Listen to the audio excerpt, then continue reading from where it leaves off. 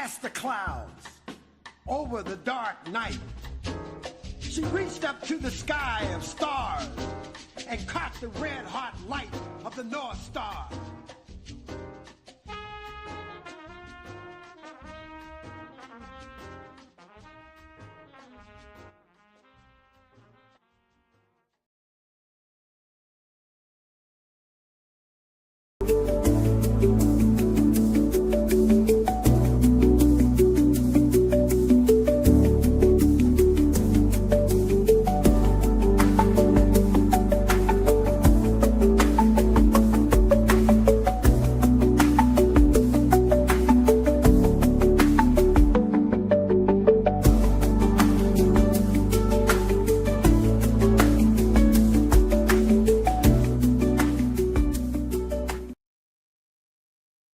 Greetings, good afternoon, and thank you all for joining.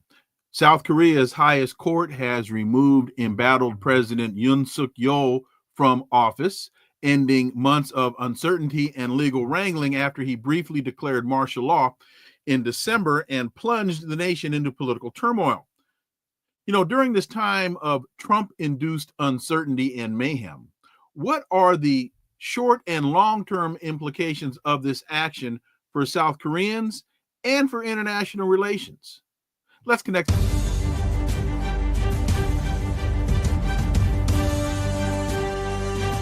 Connecting the Dots with Dr. Wilmer Leon, where the analysis of politics, culture, and history converge. Welcome to the Connecting the Dots podcast with Dr. Wilmer Leon, and I am, of course, Wilmer Leon. Here's the point. We have a tendency to view current events as though they take place in a vacuum, failing to understand the broader historical context in which most events occur. During each episode, my guests and I have probing, provocative, and in-depth discussions that connect the dots between these events and the broader historic context in which they take place, thus enabling you to better understand and analyze these events that are impacting the global village in which we live. On today's episode, the issue before us is uncertainty in South Korea. South Korea will hold a presidential election on June 3rd. Its acting leader, Han Duck-soo, has said after the country's constitutional court removed Yoon Yeol from the presidency. What does this mean going forward? Well, let's talk to my guest. He's a peace activist, writer, teacher, analyst, and just a really nice guy. KJ Noh. As always, my brother, welcome back. Thank you. Pleasure to be with you. So Yoon was impeached by Parliament in December for his shock martial law declaration. The court upheld his impeachment on April 4th, paving the way for a snap election within 60 days. Han Duck-soo is now the acting president. First, if you could give a quick recap on how we got to this point, and in that, explain why did Yoon declare martial law in the first place? That is the $64,000 question that I do not have an easy answer to. All we know is that he had planned this out for months in advance. It was not a kind of snap of the, moment decision. He had planned this for months and months, possibly up to a year before. There was massive logistical preparation. It involved moving, large military brigades. Declaring martial law is like saying that you are instigating a military coup. You're saying that you are going to be the military dictator of the country. And so there was a lot of preparation that preceded his declaration. But what happened that night was on December 3rd, he, in the middle, as people were winding down and preparing to go to sleep, he declared martial law. When this happened, everybody went into a panic. When you say the words martial law, emergency martial law decree in the Korean language, this gives everybody bad memories of disappearances, torture, arrests, mass killings. This has happened many times before. I think it's the 14th time that martial law has been declared in Korean history, but each time it has been the harbinger of terrible, terrible things that have happened to the people. So people rushed out in their pajamas. The assembly members rushed out in the middle of the night. They vaulted the fences. They fought their way past police into the assembly chambers, and they voted down this in the National Assembly, they voted down this martial law declaration. Well, Yoon Suk-yeol had actually sent special warfare forces. He had sent 12 Black Hawk helicopters with special warfare forces. They were carrying with them, according to one source, 58,000 live rounds. And this could have been a bloodbath. But for reasons not quite fully understood, the troops did not exercise lethal force, although Yoon himself is caught on the phone telling them to drag out the lawmakers if you have to shoot them to keep them from voting down his martial law. And after, if I can ask, in your opinion, do you think that in your opinion, Yoon is on the phone telling the commanders or the generals, yes, to take action? Yes. Do you think that this was a decision by the generals? No, we're not doing that. It was probably, I mean, clearly they didn't do it. So some of them, some of the, field commanders did not follow through with that. They were called and given multiple commands to drag lawmakers out, to break down the doors, and to drag them out if you have to shoot them. That was literally the language that was used. They didn't do that. Why? Okay. A bunch of reasons. We know that when the martial law was declared, the moment that was declared, we know that there were parents who got on the phone and they started calling their children who were in the military, whatever you do, you cannot hurt people. Okay. And I think this kind of messaging multiplied, thousands of times. I think these are the small things that made a difference. Plus the fact that, thousands of people came out in their pajamas, were fighting with the police who were trying to barricade the National Assembly, plus the extraordinary pluck and courage of the National Assembly members who literally vaulted over, doing, 60-year-old, 70-year-old men doing parkour, vaulting over the fences of the National Assembly building, fighting their way through police blockades to get to the National Assembly chamber so they could vote this down. There was even, a blind assembly member who, struggled, and she herself was trying to fight her way. And of course, being blind, she wasn't able to. Even for the non-visually impaired, it was a significant challenge. But she couldn't get through. But she said, in my heart, I voted to vote down that impeachment 1,000,000 times. So incredible emotion, passion, and courage is what made this martial law end after 6 months. One more question on that point, and that is, when you say parents got on the phone calling their children who are in the military, yes, telling their kids, hey, don't do this. What lesson can we as Americans take away from a cultural context? Because I can't imagine. Let's flip the script and let's take this to January 6th. And instead of those insurrectionists on the steps of the Capitol, it's African Americans on the steps of the Capitol, and the National Guard is called out, and the parents call their children in the National Guard and say, "These people are protesting for right. Don't do this." I don't think they would respond in the same manner. I think there's some very unique cultural circumstances, unique historical circumstances that made people respond as strongly as they did.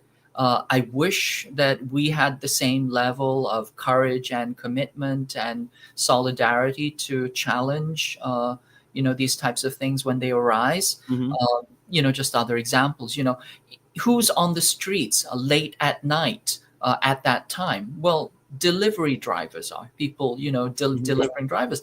We know that there were delivery drivers who abandoned their deliveries and then, drove their trucks to the National Assembly and were, doing, personal battle. We know that there was, at least one aide or one lawmaker who was doing literally hand-to-hand combat with fully armed special forces, special warfare forces officer who had his, assault rifle trained on her. So, these are all real things that happened, just extraordinary courage and commitment and coming together all at once. But I think some of this is uniquely historical and cultural to, the circumstances of South Korea. And I think the general message that we can get is everybody can do something. Everybody, if when the stuff hits the fan, everybody can do something. Everybody can do a little bit of something, and every little bit counts. And when you have everybody thinking that way, that's when you can, stop a military coup, which is what this was. And if you sustain that and you continue to build that momentum, then you can actually bring down governments. The Koreans have done this 8 times since 1945. They've brought down, they've risen en masse together 8 times to attempt to bring down a military dictatorship or a dictatorship that was a quisling US installed dictatorship. This is the 4th time that they were successful. They were successful in 1960, 1987, 2016, 2025. So they have a 50% batting rate, which I say is not bad considering the odds. Okay, so I interrupted you while you were explaining these dynamics. So if you would go ahead and continue. So he was impeached, and now the court has upheld the impeachment. Yes. He has been removed from office. A interim president has been put in place. Who is the interim president? What are the nature of his politics? The interim president is Han Duck-soo, and he's just part of the administration. He's actually an old-time Korea bureaucrat. So he's not, some kind of, terrible loyalist, but he was very, very suspect, and he was actually instrumental in obstructing Yoon Suk-yeol's impeachment. This is going to get a little bit into the weeds a little bit, but when Yoon Suk-yeol was impeached, the prime minister became the acting president. That was Han Duck-soo at the time. The impeachment, of course, is just an indictment, and it has to go to the constitutional court where it has to be adjudicated, either upheld or rejected. The constitutional court at the time had only 6 out of 9 justices sitting on the bench. And in order to uphold an impeachment, you need 6 justices to uphold the impeachment. In other words, you would have had to have the entire bench approve the impeachment. And that was considered to be a very, very high bar to cross, because many of these justices were conservatives who had been appointed by Yoon or his party. The prime minister's job was to appoint 3 more justices that had been already vetted and approved by the legislature. But he refused. He said, I can't do that. It's out of my bailiwick. He was just trying to essentially, slow walk the entire process and perhaps make the impeachment go away. So Han Duck-soo, the acting prime minister, was impeached. And his impeachment went to the Constitutional Court. The Constitutional Court found that he had actually violated the Constitution, but they considered it not to be bad enough to merit impeachment, to uphold the impeachment. So he was reinstated. But during that period when he was impeached, the second in command, the Minister of Finance, Choi Sang-mok, became the acting president. And again, the acting president, Choi Sang-mok, he refused to appoint all three justices. So you can see where this is going. It was a kind of a slow walking the entire process. But he did agree to appoint two justices. And so they had 8 justices on the court. And that was enough to have quorum and enough to move the process forward, whereby these people actually did impeach Yoon Suk-yeol on an 8-0 unanimous decision. Now, why they took 110 days is the question. The hearing for the impeachment ended over a month ago, and yet they were hanging fire for an entire month. This is not rocket science. Did he declare martial law? Yes, he did, because everybody saw him on television declaring martial law. Did he send troops to prevent the martial law from being rescinded? Yes, he did. Everybody saw the fighting, the fights between the special warfare troops and the assembly members. Was he caught? Is there proof that he ordered assembly members to be dragged out and shot? Yes. Multiple people attested to that. Commanders on site attested to that. They did a tremendous amount of work trying to erase evidence, trying to erase servers, refusing to turn over evidence, but still there was enough evidence. It was an open and shut case. And yet, the justices were hanging fire for over a month and not rendering a decision. Why is this? We think that there was pressure from the big bad wolf, or the center of political gravity around which all other political bodies circulate, and we think there was pressure from the United States. Certainly, if you look at the media, if you read some of the centers of power and the messaging that was coming out of them, we can see that the United States did not want Yoon impeached, at least not immediately, at least not until they found out what the status of his opponent would be. And they certainly are not happy that he's impeached. I think ideally they would either have liked to have kept him in place, because he was Mr. American Pie. As the Rand Corporation called him, they called him the perfect partner for the United States, because he was giving valet service for the U.S., for everything that the U.S. wanted. He was a walking wish fulfillment list for Washington, in particular in escalating to war against China and allying with Japan to do so. So they were not happy to see him go. There's considerable suspicion that the U.S. may have been in on the declaration of martial law. It's not something which is out of the question. Certainly, if you move that many troops and do that kind of a risky maneuver, you have to notify the U.S. because the U.S. has operational control over all troops and all, military maneuvers inside the peninsula. There's no way to avoid that. Everybody knows what everybody's doing. In fact, special warfare forces, Korean special warfare forces, and the U.S. special warfare forces function essentially as a single team. So it's like, your teenager walking off and saying, "Where are you going?" "Oh, nowhere." That doesn't cut it. If you're moving 12 Black Hawk helicopters and moving through them through the tightest, most surveilled air corridor in Korea, you don't get to say, "Oh, I didn't know about that." You certainly knew about what was going on. And so was there U.S. pressure? Was there U.S. involvement? Possibly. Was there U.S. foreknowledge? Most likely. And did the U.S. pressure the impeachment because they wanted a certain outcome? It's highly likely to, but they didn't get it, as far as we can tell so far.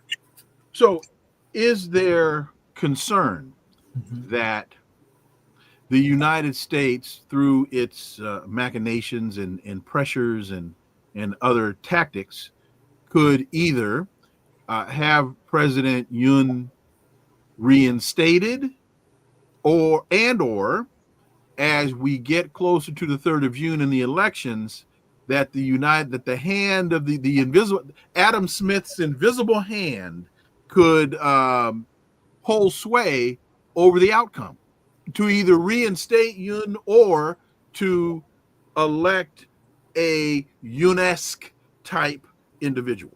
I think possibly the second, not the first. Yoon is too far gone. He is like, this is the end game for most U.S. quislings. They usually have a bad end, and they end up, in Korean history alone, Park Chung-hee, who was the dictator. Going back to 1960, Syngman Rhee was a U.S. puppet. He was deposed. They had to fly him out on a plane back to the United States. The U.S. had to use one of their private planes to fly him out. Park Chung-hee was a dictator for 18 years. He was actually assassinated by his own chief of security.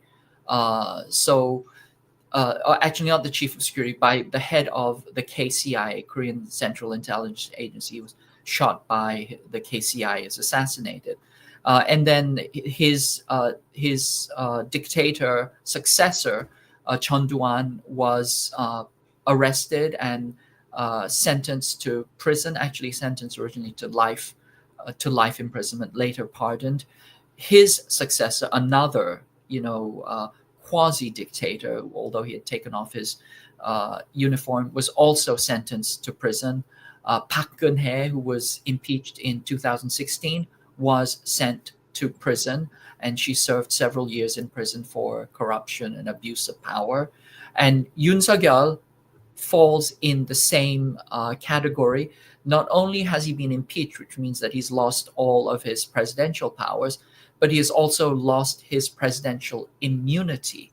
And because of that, he is going to face a flurry of criminal indictments. He's already facing a criminal indictment for insurrection, that is to say, treason, because treason is not something that you have presidential immunity against.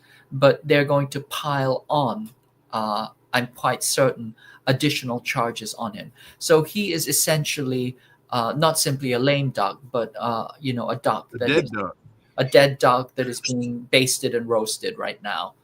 But if the U.S. had its druthers, I think they would have liked to have kept him. Like I said, he was Mr. American Pie, the perfect partner. He was a walking wish fulfillment list, and they were very, very happy with him. And they are only unhappy, in my estimation, that his coup did not succeed, because I think they would be quite happy to have a Korean military dictatorship, as they have had, until 1987.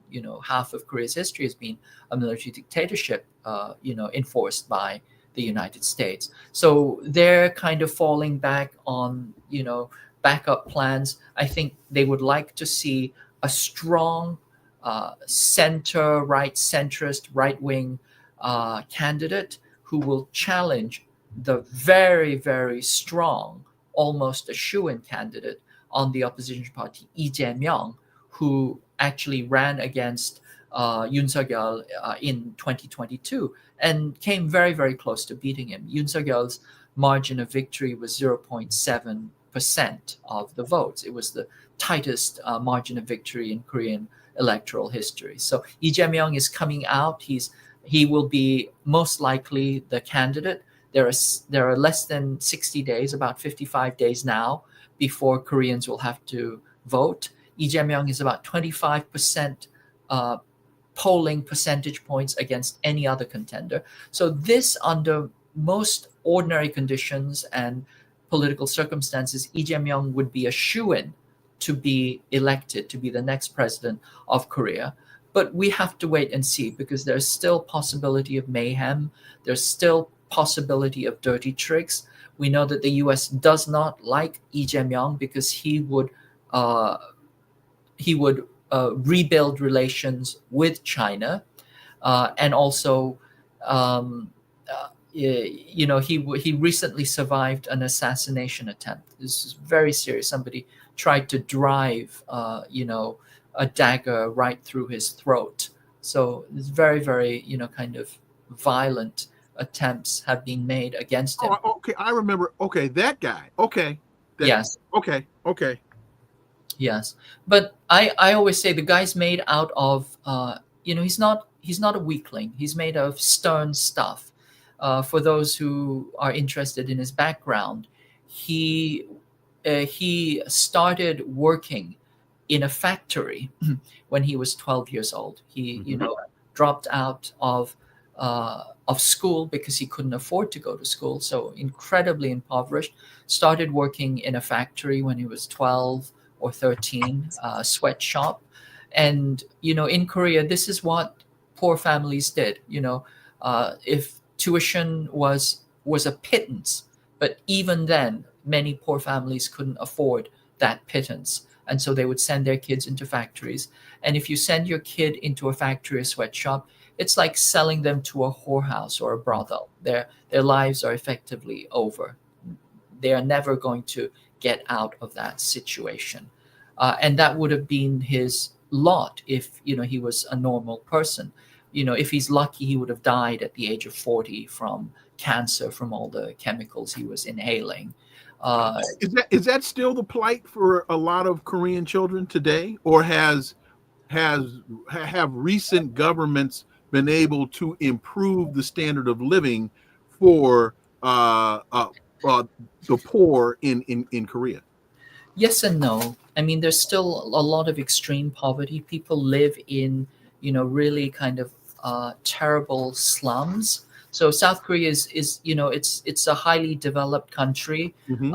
Its living standards are technically on paper close to that of the United States or any country of the OECD, but yet it has the highest suicide rates, the lowest birth rate. It has the some of the worst industrial accident rates, and it has probably the highest rate of senior poverty. Something like 50-60% of seniors are living in poverty. So we still have slums and tremendous human suffering, human immiseration right next to these gleaming cities of with skyscrapers and luxury condominiums and expensive cars. So it encapsulates all the contradictions of neoliberal capitalism. That said, do they still have those kinds of working conditions?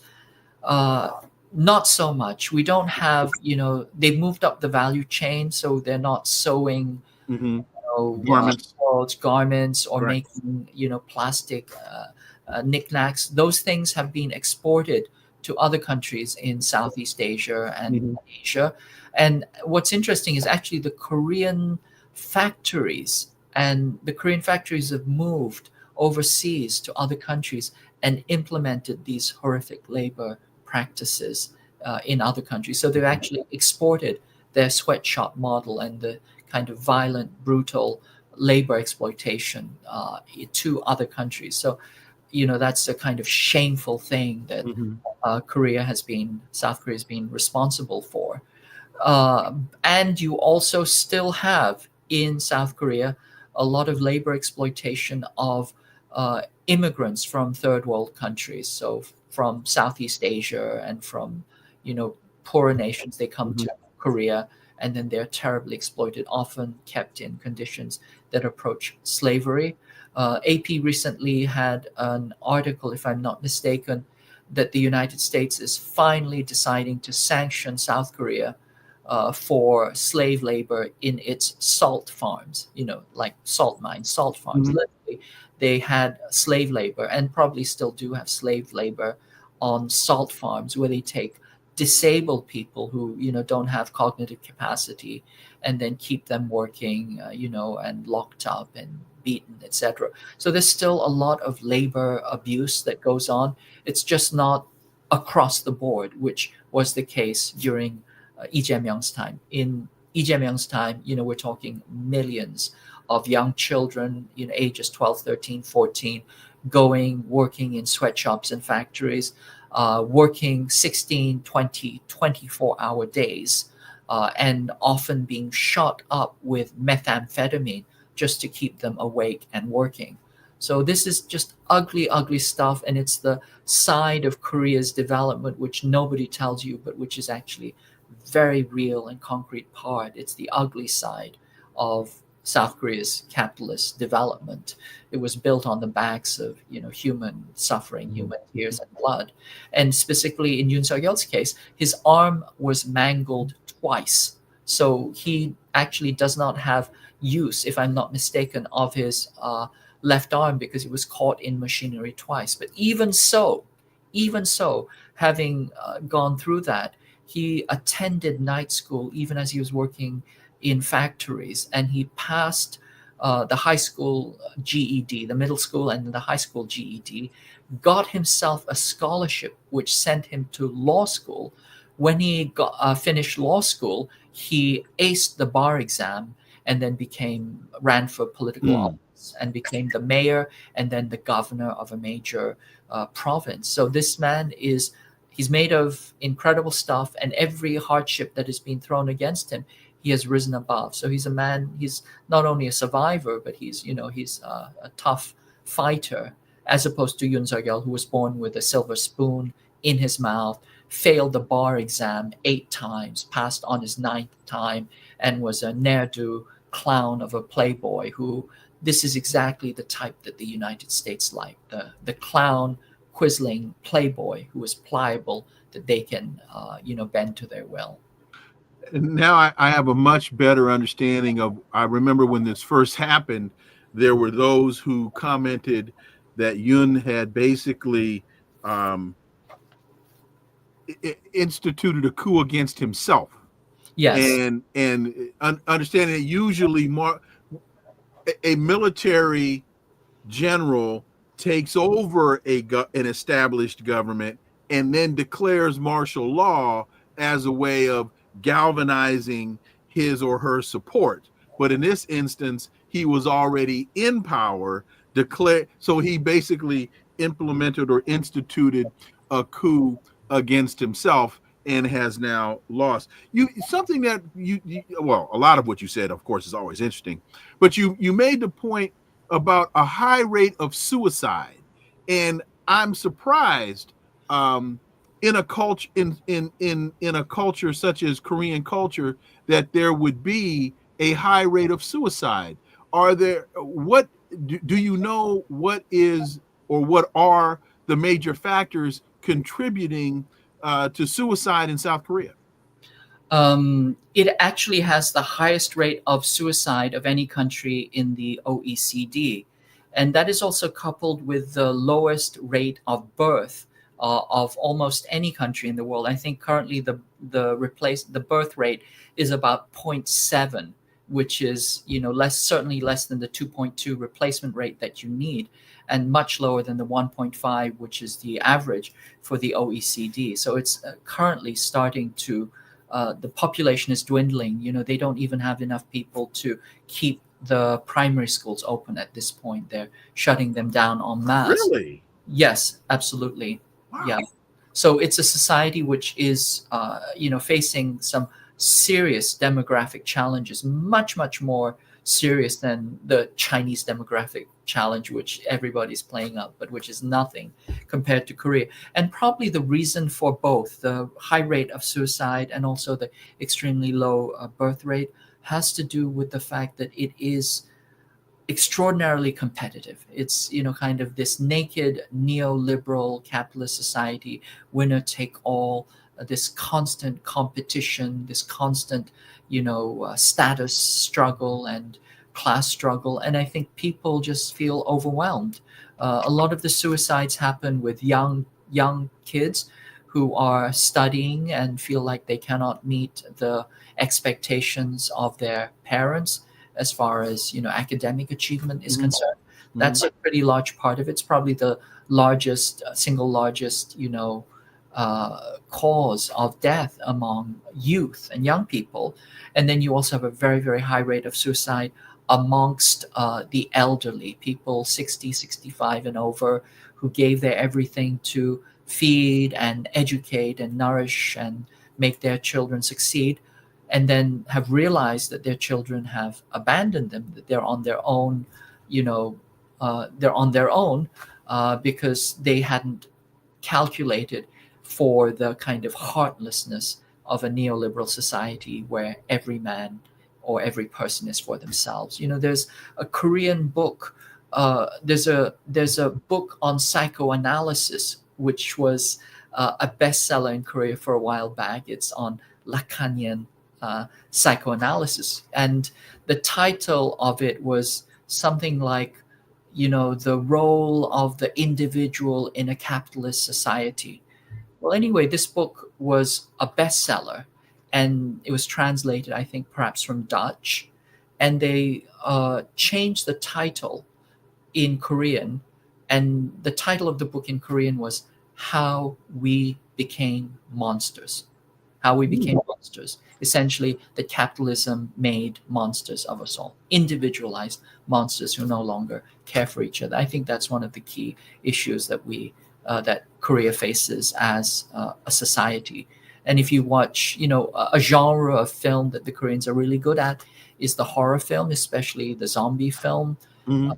And these are, images of people becoming monsters, because a metaphor for how the social pressures have kind of broken the fabric of society, broken the connections within families, and led everybody into this kind of atomized competition against each other, which is literally killing people here, there, and everywhere where you have extreme neoliberal capitalism.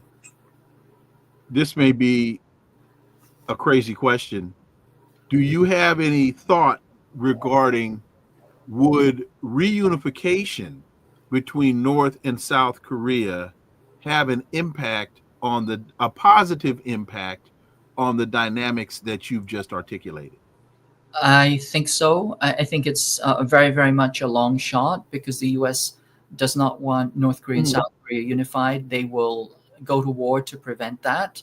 But yes, I think it would have a very salutary effect, because in some very real sense, North Korea has upheld the traditions of South Korea. It's where Korean culture has been maintained and sustained, its traditional values of family, values of solidarity and mutual care.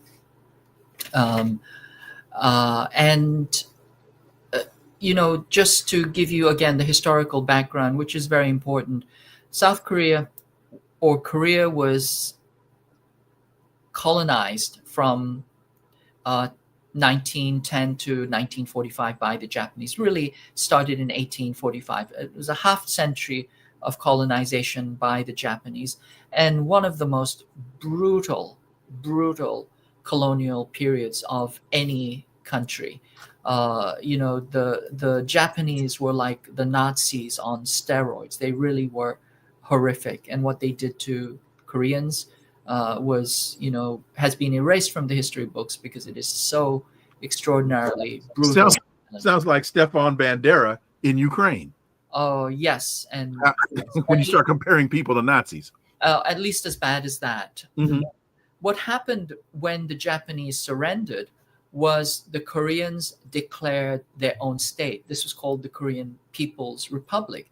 And it was put together by thousands of workers and peasant collectives. And they declared themselves an independent state that was indigenous socialist. They created an indigenous socialist state by themselves. Why did they do that? First, because the leftists are the ones who had fought against the Japanese colonial rulers, but also because that is so intricately part of the culture, this culture of mutual care, of mutual support, of collective care. I think that is very, very close to Korean culture, certainly Asian culture in general.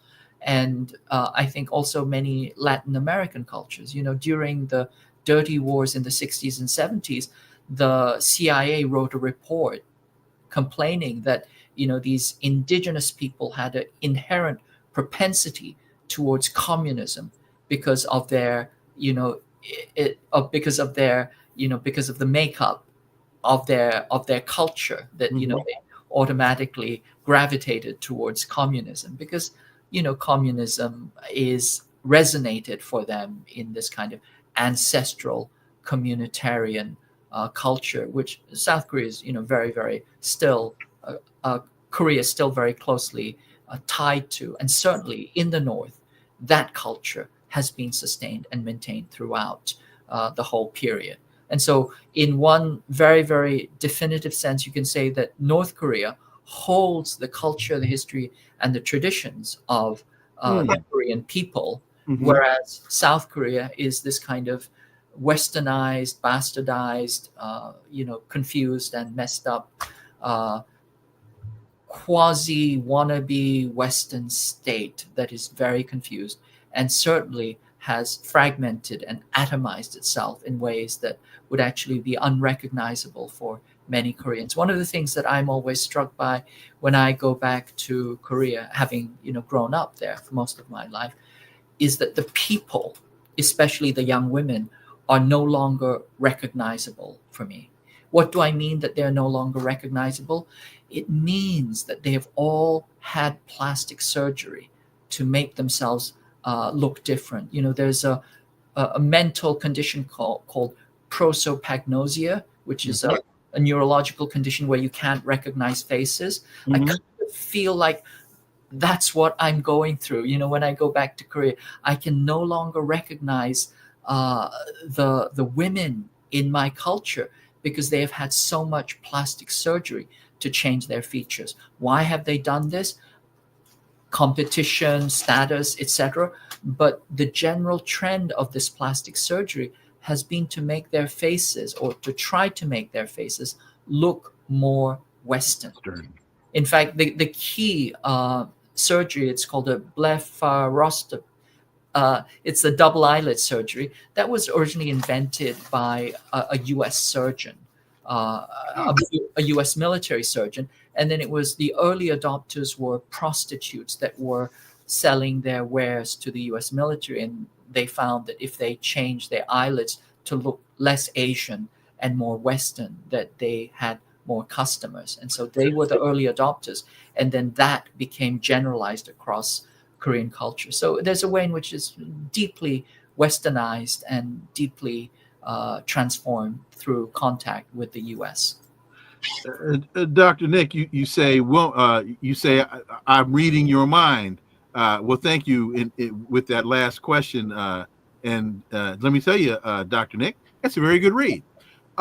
Interesting that you make that point, because when I was in Iran, when I was in Tehran, one of the first things I noticed as I'm spending a lot of time just sitting in the lobby of the hotel talking with a lot of folks, all these women with surgical tape on their faces, and I couldn't figure out what it was, and so I asked my interpreter, "What's going on here?"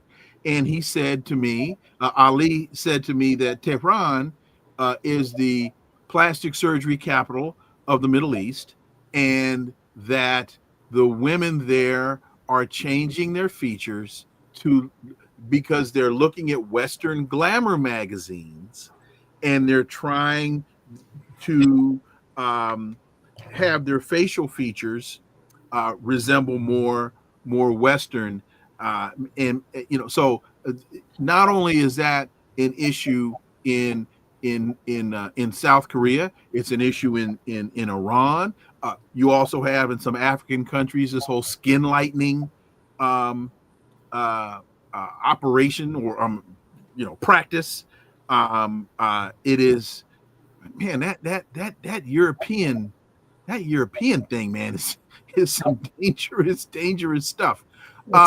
Cultural imperialism, it's psychological colonization, it's horrific stuff. And Seoul and Tehran are sister cities In Seoul, there's a Tehran Street in Seoul, in Gangnam, the most swanky, most expensive area. And in Tehran, there's a Seoul Street. So they're kind of like sister cities. But yes, definitely, they both have high levels of plastic surgery. In Korea, there are more plastic surgery, clinics than there are gas stations or nail salons. So, or bars. So now we know that Donald Trump has imposed his tariffs. Before we get to China's most recent response, I was reading last week that that China said it's aiming to coordinate its tariff response with Japan and South Korea. China is seeking to coordinate its response as the world's second largest economy looks to bolster regional economic collaboration. Then I read, I think yesterday or maybe the day before, that South Korea is interested in negotiating with the Trump administration on reduction in tariffs. Your thoughts, your insight into these dynamics? Yeah, those tariffs have been tremendously disruptive, not just to, the world, but certainly to South Korea. I mean, Donald Trump wants to tariff everything and everybody, including those penguins on that island, Yes. The McDonald Islands. McDonald Islands. I mean, there are no human beings. They don't produce anything. They don't even export snow, and yet they are facing tariffs. So, if that's the case, what is the chance of Korea, which is a major exporter, being exempted from that? The answer is, they're facing high tariffs, 25%. These will be very, very damaging to Korea's economy, which is already doing very, very badly. It is, in the doldrums because they had gone along with Biden's chip sanctions against China. China is one of their major trading partners, but they had gone along with Biden's chip sanction, and that had, practically destroyed their semiconductor industry with Samsung. Samsung is, the most important company in Korea. Where Samsung goes, the rest of the country goes. And the US had set up the conditions to seriously damage Samsung. And now, on top of that, they are getting 25% tariffs. It is a very highly export-dependent country, much, much more than China. And for China, U.S. exports only 3% of GDP, and they can easily swallow. But for Korea, it's not. It really is existential. And so they did make overtures. Japan, South Korea, and China have made overtures to coordinate. China's response to the tariffs has to come right back at the United States and say, you impose 34% tariffs, functionally 54% because they were already 20% tariffs. We will give 34% right back at you. Plus, we're going to withhold rare earth elements, that you can't get anywhere else. And then Trump has signaled that, because you have responded with counter tariffs, I'm going to add another 50% to your tariffs. So your tariffs will be effectively 104%. And China has said, that's fine. We will, we are not going to withdraw our tariffs. In fact, we're going to, tariff or possibly ban further agricultural products such as soybeans and sorghum and poultry. We're going to stop our cooperation with you regarding fentanyl-related issues, which they'd been collaborating. The U.S. had been blaming them, and despite all their coordination, they were still being blamed. So I don't blame them for, saying, we're done with this. And there will also be countermeasures in services where the U.S. actually has a trade surplus with China. You have these accounting firms, financial firms, consulting firms, insurance firms that are making out like bandits in Korea and in China, and are actually contracting with the government. Can you imagine the U.S. government contracting with a Chinese financial firm? It's not possible. The Chinese government is actually doing that. Those contracts will probably, go out the window, and so that will be an impact on U.S. services corporations.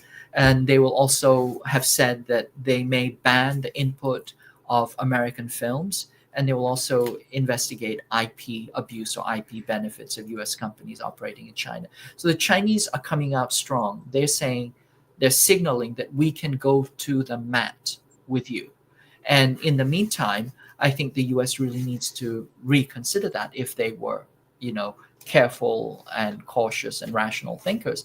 Because if you slam 104% tariffs on China, China doesn't actually import very much from the United States, and it certainly doesn't actually export that much to the United States either. Most of its exports are significantly diversified, and exports to the United States are only a very small tranche of what they export. At the highest level, it's probably 1/3, and on many other fields, it's probably 1/5, 1/20th, 1/25th of their export market. So the US, by tariffing China, is not going to do tremendous harm to China. China will simply pivot out, take those, exports, export them to other countries, and they also have tremendous capacity to absorb them internally through domestic consumption. It won't really hurt China, but it will certainly hurt the United States. And I expect that we will start to feel these effects very, very rapidly, because tariffs are essentially a consumption tax. And we could see a consumption tax of 100% on some of the major manufactured goods that we absorb and use on a daily basis. That is a recipe for inflation and possibly a recession. In fact, I'm going to get to these super stickers, but in fact, let me do that. Leon Henneking, thank you for that $5 super sticker. Do you think that some of the major issues emerged when South Koreans began migrating to America? No caretakers for the tribe, regardless of gender. I don't have a good answer to that. Koreans first started to migrate to the United States in the late 19th century. So that migration has been ongoing for a considerable amount of time. They settled in Hawaii and then, parts of the United States. And then post-war, there was more migration. Very often it was immigration that was related for a variety of reasons. A lot of people who were more educated or at least more entrepreneurial came to the United States. I know people with PhDs who opened, laundries and, coffee shops, etc. So they were fairly well educated and usually more affluent people. And then you had another wave of, you have two other waves. One was children who were adopted from Korea. South Korea was the largest exporter of babies to the world for decades. Was that post-World War II? It was post-Korean War. Oh, Korean War, that's what I meant. Yes. Yeah, but they pioneered the process of transnational adoption. 250,000 Korean babies were sent abroad. And we are now discovering through the investigation of the Truth and Reconciliation Commission that many of these children were actually stolen from their parents, that they were literally, their papers were forged. It was a kind of baby laundering scheme because they were making money. These adoption agencies were making money, thousands of dollars on every baby. And so you had children who had never been given up by their parents, being snatched off the street, sometimes stolen from hospitals. Mothers would give birth, and when they recovered from their anesthesia, they would be told that their baby had died, when actually the baby had been, taken away sold to an adoption agency. So extraordinary. It's literally a crime against humanity, human trafficking. But this was another large wave of Korean immigrants who were quote unquote adopted. And again, the conditions of adoption were atrocious. Not only were papers forged so that they could be adopted and sent abroad, but also on the part of the receiving family, the adoption agencies did not do any background checks or due diligence, and so many of these kids ended up being abused much higher than most people realize. I mean, we already know from criminal statistics that a child who grows up in a family without their biological parents is 8 times more likely to be killed than a child who grows up with their biological family. But I think that one of the untold stories is this: not only were these kids trafficked, but once having arrived in the United States, I'm sure some of them went to lovely, wonderful families, and they were just left with a sense of loss. But others were far more than I think we want to acknowledge, were abused and mistreated, quite simply because there was not even the basic due diligence that you would do when you adopt a dog from the pound. When you adopt the dog from a pound, they do quite a bit of investigation whether you will be a good pet owner. But even that level of investigation was never done. And then the third third category of immigrants were brides, women who married American GIs and came home, and that's an entire saga unto itself, again with its own contradictions and complexities. Kevin Baptiste, my brother, my homeboy from Oakland, thank you very much for that $10 super sticker. And Ricky Hatcher, thank you as well for that super sticker. You answered the question, but I'm just going to make the statement, and you can elaborate, or if you choose to or not. First of all, can you give us a couple more minutes? Yes, definitely. Okay, great, thank you. With China manufacturing internationally, and with China manufacturing and exporting internationally at the rate that it does, and the U.S. not manufacturing hardly anything, how long do you think the United States can sustain this shooting self in foot foreign policy? Because and then also with that, China, last I looked, holds about $760 billion in American debt, and China has been selling off that paper for a while. But it seems as though the United States is focusing its ire in the wrong direction.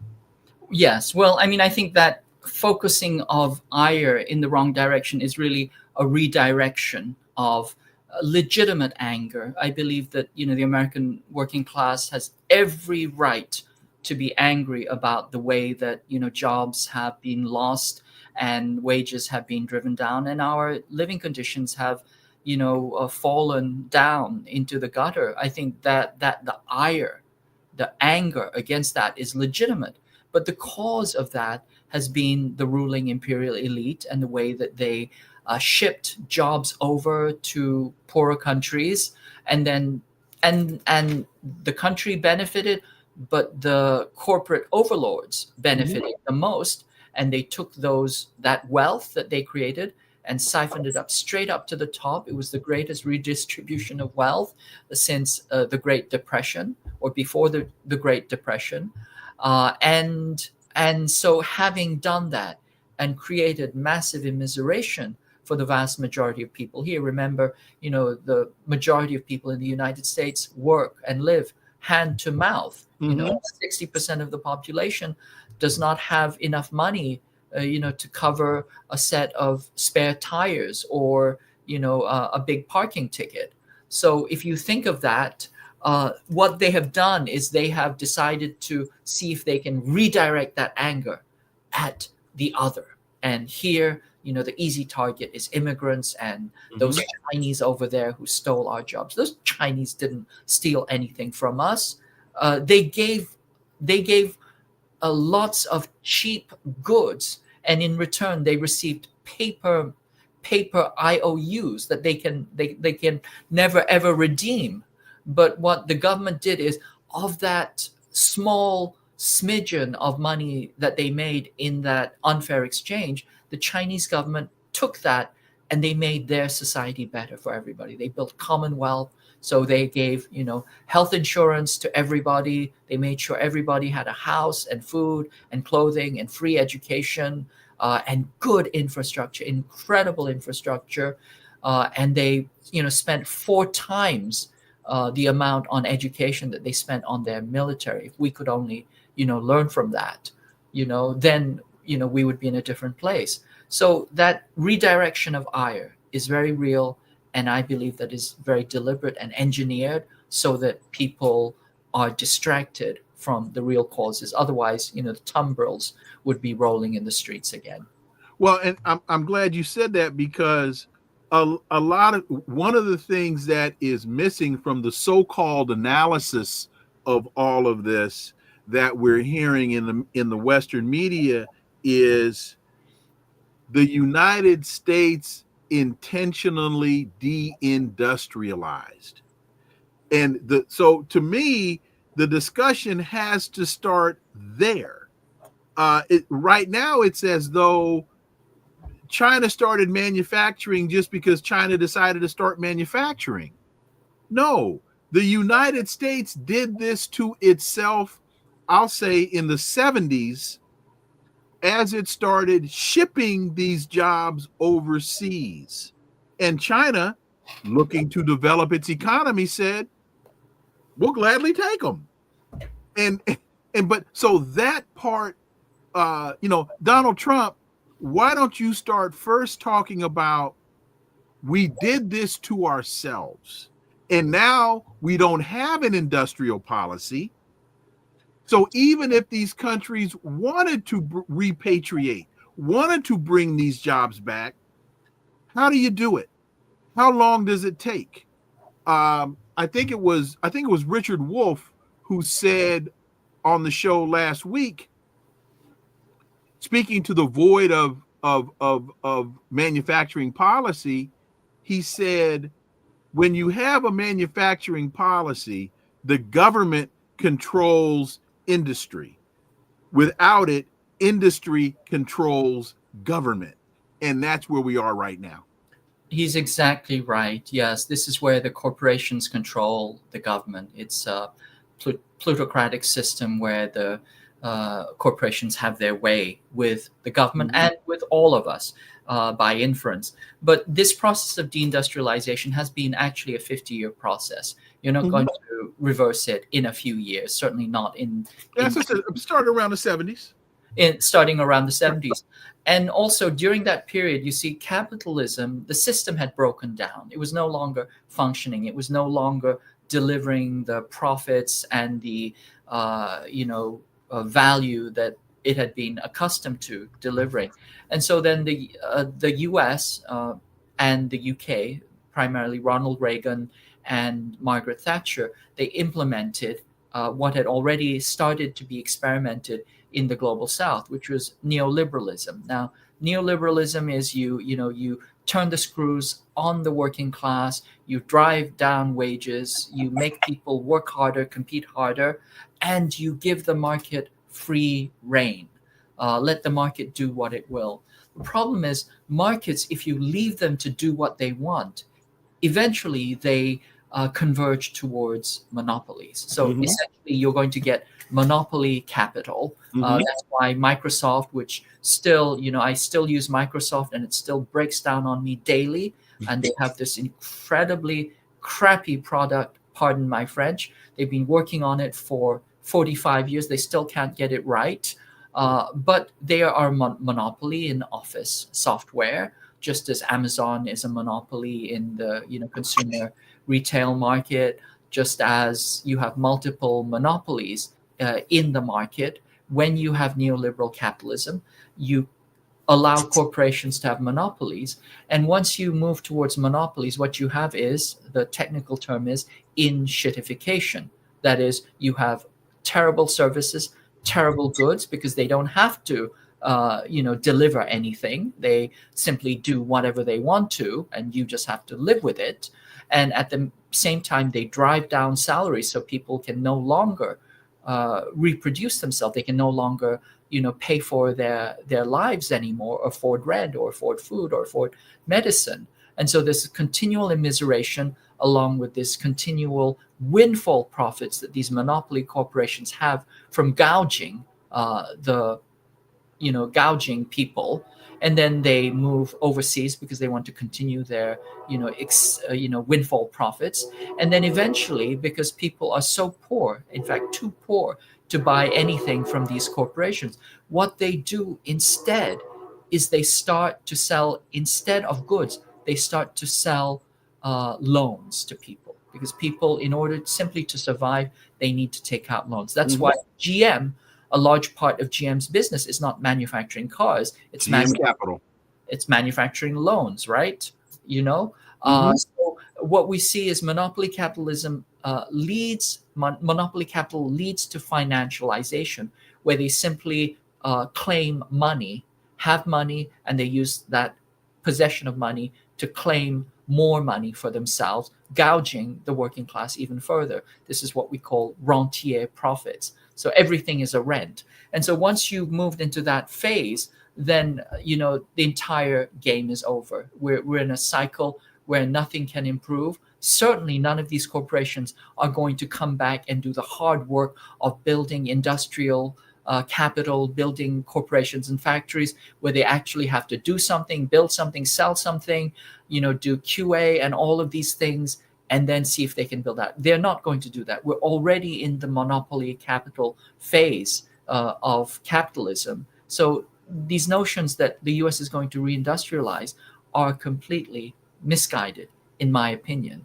And at the same time, that when you have these predations of monopoly capital, then because people are so immiserated, and because everything has been financialized, that people are essentially hawking their lives into the future just to keep going, or just to get to the next day, what you need a massive repressive apparatus.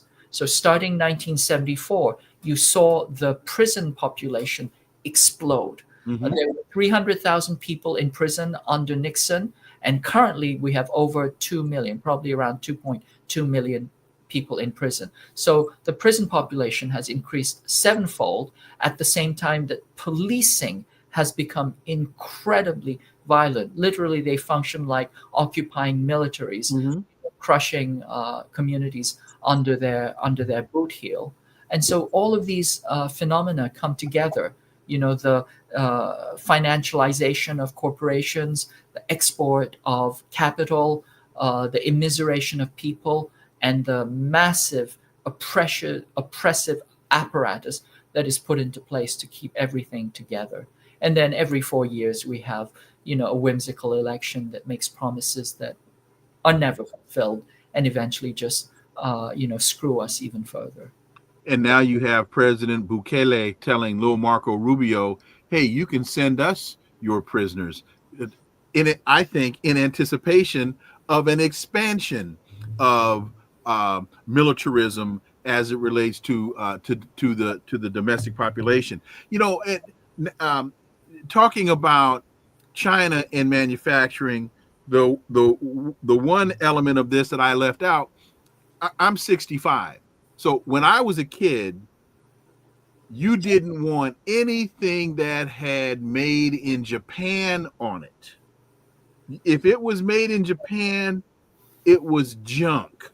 And then in the early 70s, Sony, Panasonic, Nissan, Datsun with their, so they were able to just rapidly increase the quality of their manufacturing to where, in the 70s and the 80s, it was Sony no baloney. If it, that was the gold standard. And then we know what happened with, and so that then China took over the position of Japan with cheap goods. If it was made in China, it was probably going to break before you got it. But now that's where you turn to for the Huawei phone and so on and so forth. So we've seen this replicate itself more than once. Absolutely, yeah. So now the best cars in the world, and also the largest number of cars produced in the world, come from BYD, which was Chinese EV manufacturer. The Chinese are completely eating the field as far as new energy vehicles, EVs, are concerned. And we can't get them here because they're 100% tariff.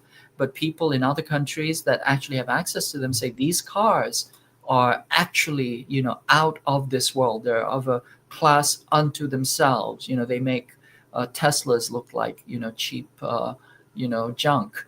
And now the Chinese are building, aerial taxis. They literally have drones that you can ride. They have authorized companies to have aerial taxis. So they're moving into the Jetsons future, and they're constantly developing their tech and their, industrial capacity.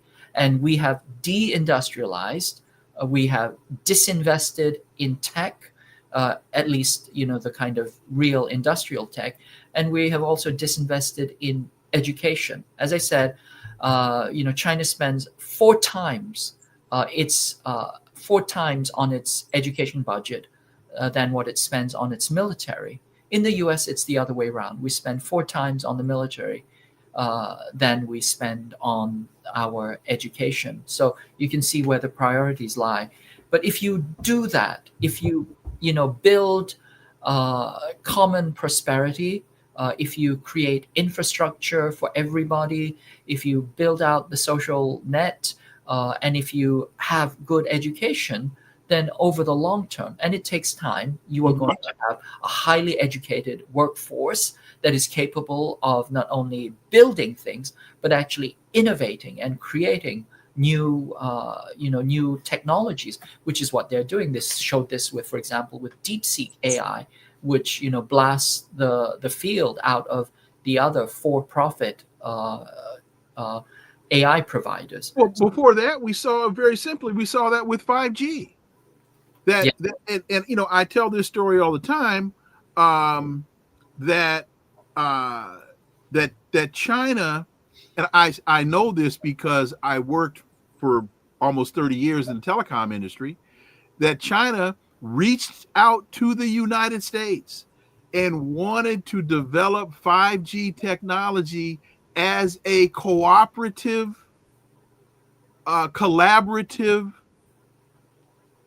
development, and the United States said no.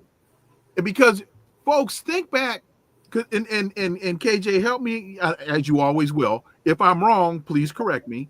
Folks, think back about, I don't know, let's just say 10 years, when we were talking about AI, not artificial intelligence.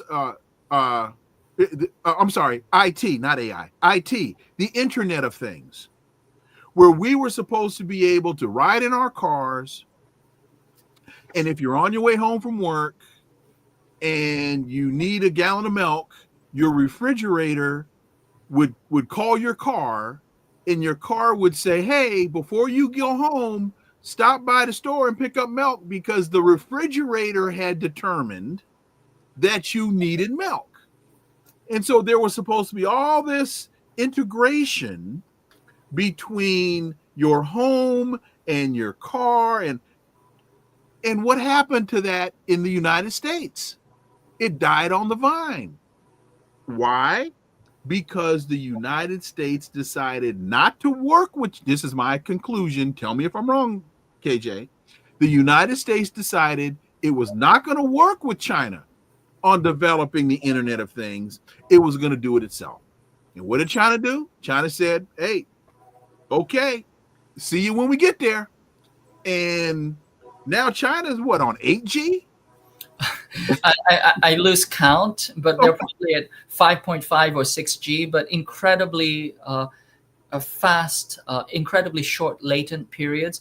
The difference between, say, 4G and 5G is like the difference between your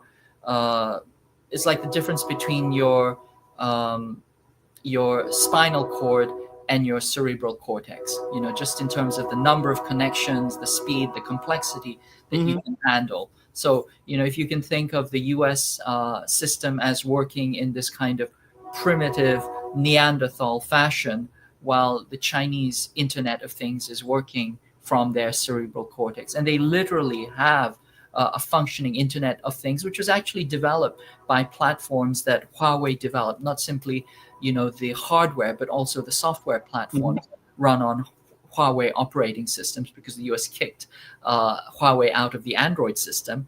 And so, in China, literally, the future is already here. Their cars, which are EVs, which they say now can be charged, 200-300 kilometers in 5 minutes, with 3 million chargers around the country. Those are literally, they're essentially moving computers or moving smartphones. They're essentially a large smartphone with a large battery that can drive and wheels on wheels. And again, BYD has a $10,000 EV that can drive autonomously. This is just a standard feature on a $10,000 EV, autonomous driving. But of course, that Internet of Things, not only will the refrigerator notify you, but it will send a signal to a vendor that will send a drone that will deliver the milk to your house. I kid you not. They already do drone deliveries. I was in Hangzhou, and you look out the window and you see drones delivering things to offices. You go to the hotel, the robots are doing all this, all the serving, etc. So they're already in the future, because they've invested on industrialization and high tech and the Internet of Things and robotics, whereas we are still in the 1980s, 90s. And our approach is to see not to develop our own indigenous capacity to invest in education and to give our youth and kids good education so they can meet the challenge of the future. But the attempt is to kneecap other countries, in particular China. They want to do what they did to Japan. When Japan was building, Sonys and Toyotas and Hondas, what did the US do? Well, they forced them into the Plaza Accords, and that essentially destroyed their semiconductor industry and their advanced tech industry. They think that they can pull the same on China. They want China to accede to a Plaza Accord. China won't go for it. That was my next question, which was going to be my last question. As we understand the history of the Plaza Accord, and we see what happened with the Japanese economy,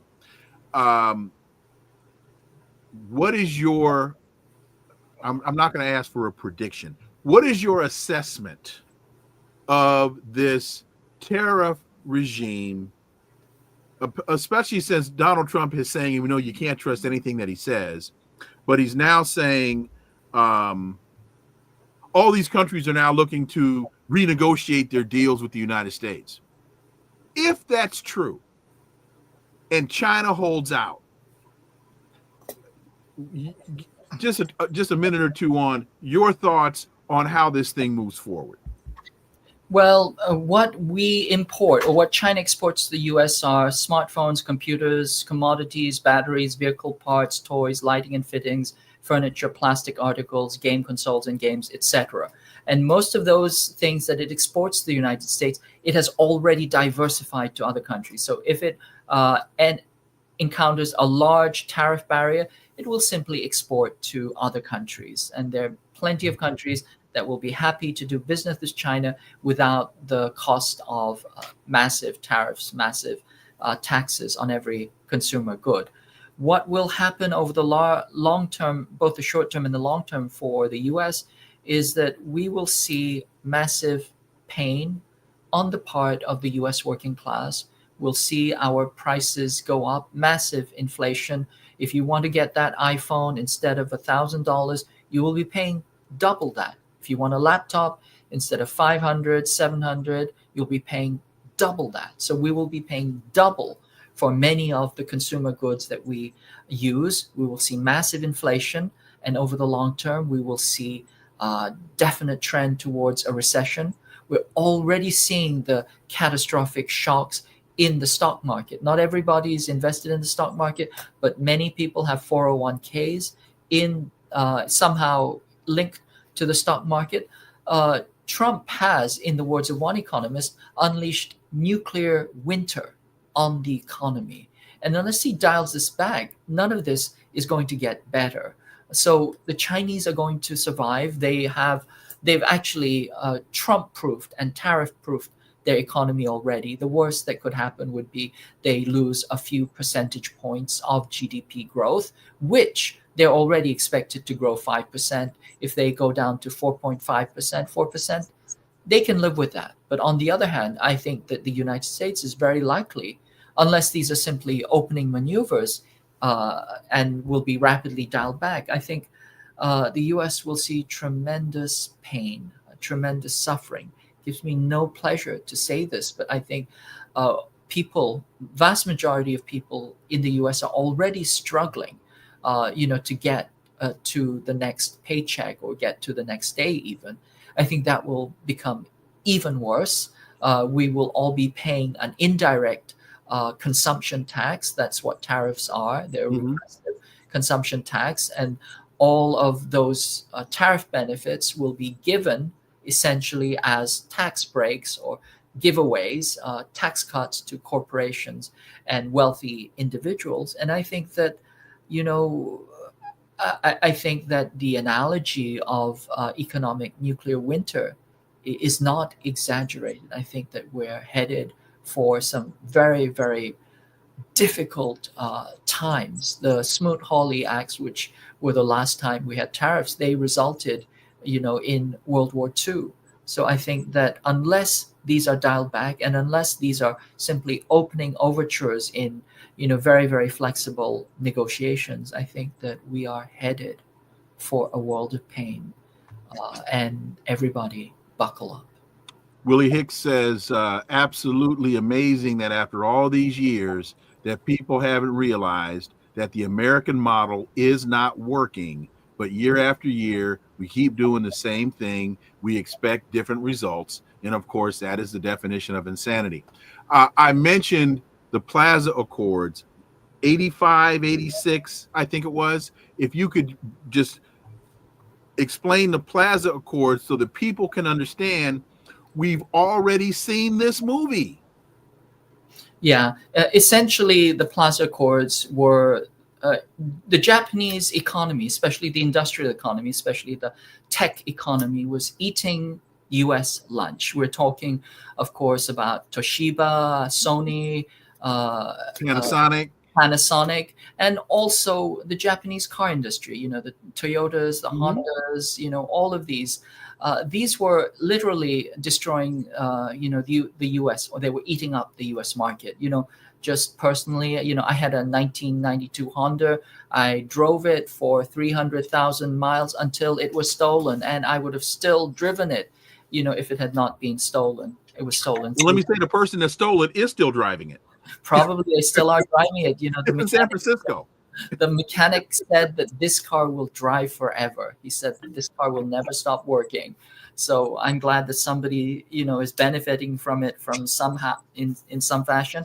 But because Japanese economy was making such extraordinary inroads into the U.S. Economy, the U.S. essentially yanked the Japanese chain. They said, you have to stop this. You have to overvalue the yen, which essentially cut the competitiveness of their exports. And then they actually went in and kind of internally rearranged Japan's tech economy. They shifted over the semiconductor industry to Taiwan Island. That's why Taiwan has this booming, semiconductor industry, when actually it was Japan, Toshiba, and other companies that had really the semiconductor industry. So the US, when things don't go well, it doesn't believe in free markets, certainly doesn't believe in fair competition. It will simply just go in and stick their hand in and rearrange the innards, which is what they did to Japan. They stuck their hand in and rearranged the innards of the Japanese economy, essentially disabling them, neutering them, destroying them. Japan has had, since then, 3.5 decades of zero growth, nothing. And China's not going to fall for the same trick. Because they're not a U.S. vassal. Japan is an occupied country. It has the largest number of American troops, largest number of bases. And the U.S., what the U.S. says, what the U.S. proposes, Japan follows. They only say, how high do you want me to jump? But China is not Japan. They're not going to go along with a US imposed Plaza Accord.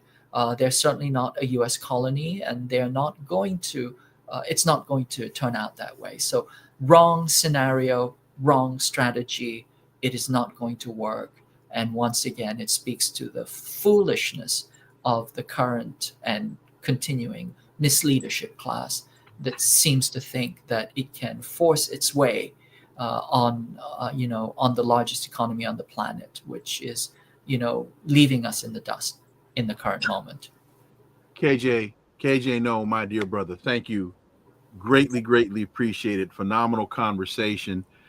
Great analysis as always. Enjoy the rest of your afternoon. Really appreciate it, KJ. Thank you. Always a pleasure. Thank you.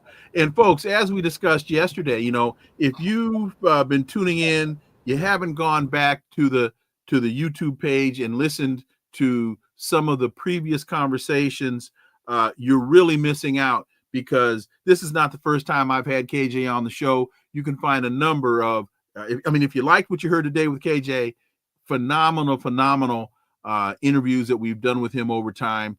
You can go back and listen to some of the brilliant minds that grace us with their presence. Dr. Desai, KJ Noh, Dr. Jim Kavanaugh. There's an endless list that won't be missed. I'm talking truth tellers, insiders, scholars, journalists, breaking down what's really going on in this country and around the world. Go back and watch some of these previous shows. So with that, let me again say to KJ Noh how much I truly appreciate his time today. Thank you all so much for listening to the Connecting the Dots podcast with me, Dr. Wilmer Leon. Tomorrow, Dr. Jim Kavanaugh is going to join the discussion. Please follow, review, subscribe. We need you to subscribe to the show, because remember, we're doing this for you, but we can't do this without you.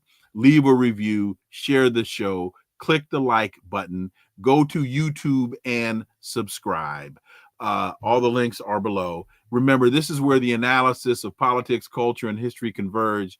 Talk without analysis is just chatter, and we don't chatter here on Connecting the Dots. See y'all tomorrow. Until then, I am Dr. Wilmer Leon. Have a wonderful remainder of your day. Peace. I'm out.